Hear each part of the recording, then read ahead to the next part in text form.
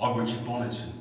I'm the jailer here at the National Justice Museum, and I thought I'd take this time to talk to you about some of the interesting items and rooms that we have here. Now, what we have here is a gibbet. A gibbet is a gruesome item used for the caging of dead bodies after they've been hanged. Now, sometimes people ask me, surely that's not real, that's a fake. I guarantee you, my friends, it is very real. It is the last gibbet used in England. Now, who was in there, you ask? A man named James Cook.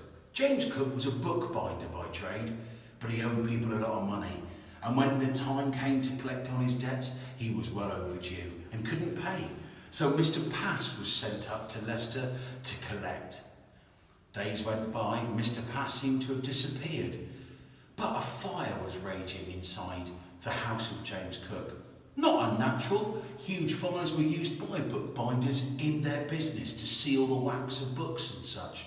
However, fearing a large house fire, his neighbour broke in. James Cook was nowhere to be found, but what they did see was a lump of burning human flesh on the top of this fire.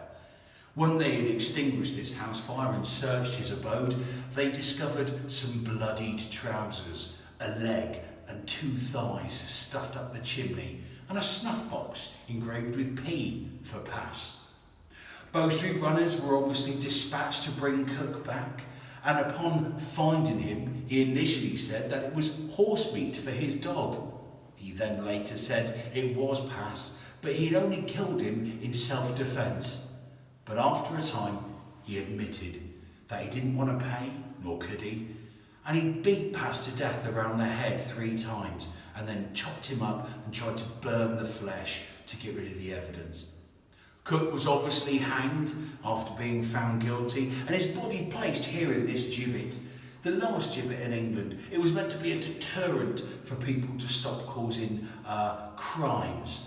Of course, Leicester Council had it taken down after only a few days because it was causing such a public affray, people travelling from miles around to see it because of the gruesome spectacle it was. So there you have it, the gibbet, last resting place of James Cook.